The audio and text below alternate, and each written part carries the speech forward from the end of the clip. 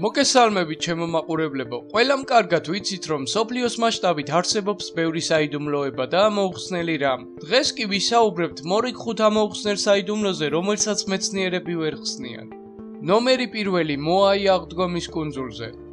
ეს გიგანტური ქვის ქანდაკებები სავარაუდოდ 700-დან 900-მდე წლის წინ აღმართეს აღდგომის კუნძულზე, რომელიც განთავსებულია წყნარ ოკეანეში და ამჟამად ჩილეს საკუთრებაა. ამ ქანდაკებების სიმაღლე 3-დან 120 მეტრამდეა და თითოეული მათგანის წონა 10 ტონას აღწევს ყველაზე გავრცელებული ჰიპოთეზის თანახმად. ძეგლებს ქვის ქანდაკებისგან ძერწავდნენ და ადგილზე მიჰქონდათ ჭკვიანური გადამზიდი სისტემის საშუალებით. მაგრამ ადგილობრივ მოსახლეობაში დღემდე არსებობს ლეგენდა, რომ ეს ქანდაკებები თავიანთ ადგილებზე თვითონ მიდიოდნენ.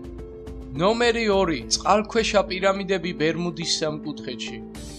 პირამიდები ჩვენს პლანეტაზე ახალი ამბავი არ გახლავთ, მაგრამ პირამიდები წყალქვეშ ეს რაღაც ახალია. მე-20 საუკუნის ბოლოს ბერმუდის სამკუთხედის ფსკერზე აღმოაჩინეს 2 უზარმაზარი პირამიდა, რომელიც საოცარი სიმკვრივის მინისებური მატერიისგანაა აგებული. ვინ, როდის და რისთვის ააგო ეს პირამიდები დღემდე საიდუმლოდ რჩება, მაგრამ მათი არსებობა გემების და თვითმფრინავების გაუჩინარების ასახსნელად ჰორიზონს აფართოებს. შეიძლება ჩვენ უბრალოდ ვერ ხვდებით პირამიდების ბუნებას და მათ ზემოქმედებას გარემოზე. ნომერი 3. პართენოსის საიდუმლოებანი.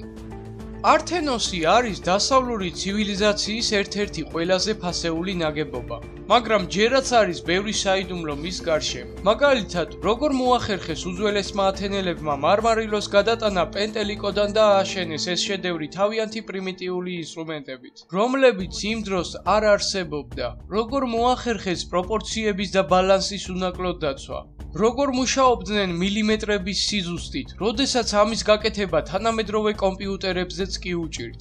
თანამედროვე ტექნოლოგიების გამოყენების გარეშე ასეთი ნაგებობის აშენება ძალიან რთულია. ნომერი 4. ინგლისის სტოუნჰენჯი. ეს ქვების მონუმენტი ლონდონიდან სულ რაღაც 130 კილომეტრით შორსაა და იგი დღემდე რჩება უძველესი ცივილიზაციების ამოუხსნელ საიდუმლოდ. 30 ქვა, თითოეული 4 მეტრის სიმაღლის იდეალური წრიული ფორმით, რომელიც 33 მეტრია. ყველა ადგილობრივი ლეგენდა სტოუნჰენჯის აგებას უკავშირებს ცნობილ ჯადოქრის მერლინის სახელს და ამ ადგილს უდიდეს მაგიურ ძალას ანიჭებს. მეცნიერების აზრით მონუმენტებს ძველ ასტრონომიურ ლაბორატორიად იყენებდნენ. ამ მონუმენტების ასაკი 5000 წელია. ნებისმიერი თეორია უძლურია ამ მონუმენტებზე.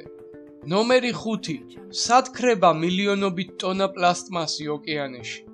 ბოთლები, თეფშები, პაკეტები, ძველი სათამაშოები, სხვა სიტყვებით რომ ვთქვათ, ასობით 1000 ტონა ნარჩენი ყოველწლიურად ხდება ოკეანეში და არავინ იცის სად ქრება იგი. 2010 წელს მოეწყო სამეცნიერო ექსპედიცია მალასპინა, თუმცა იგი კადისში ამოუხსნელი საიდუმლოთი დაბრუნდა. მეცნიერებმა ვერ გაარკვიეს სად გაქრა პლასტმასის 99%, რომელიც როგორც ცნობილია ზღვებში იყრება. მეცნიერებს გაუჩნდათ ეჭვი, რომ მათ თევზები ჭამენ. 300 მილიონი ტონა პლასტმასიდან, რომელსაც ვაწარმოებთ ყოველწლიურად, მათი 0.1% ოკეანეში ხდება. ეს არის 300,000 ნარჩენი წლიურად. იმის გათვალისწინებითაც, რასაც ოკეანე რიყავს სანაპიროზე და რაც არქტიკულ ყინულს მიაქვს. ექსპედიციას ოკეანეში უნდა ეპოვა მილიონობით ტონა პლასტმასი, მაგრამ მეცნიერებმა მხოლოდ 40,000 ტონა იპოვეს. ანუ იმის მხოლოდ 1% რისი პოვნის იმედიც ჰქონდათ. ყველაზე ცხადი ჰიპოთეზით, პლასტმასი თევზებმა მიირთვეს. დროთა განმავლობაში პლასტმასი მზის ზემოქმედების შედეგად გარდაიქცევა მიკროპლასტმასად, ანუ მიკროსკოლურ მტვრად, რასაც თევზები ჭამენ. პლასტმასი თევზების მენიუს ნაწილია, ანუ ჩვენი მენიუს შემადგენელიც. ნაწილი პლასტმასისა იხრწნება და გარდაიქცევა ეგრეთ წოდებულ ნანოპლასტმასად. სხვა მეცნიერების აზრით, პლასტმასის გადამუშავება ბაქტერიების საშუალებით ხდება. თუმცა მიუხედავად ვერსიებისა, საიდუმლო მაინც ამოუხსნელი რჩება. სად ქრება პლასტმასი? ამით კი ჩვენი ვიდეო დასასრულს მივუახლოვ და გამოიწერეთ არხი და დაელოდეთ საინტერესო ვიდეოებს.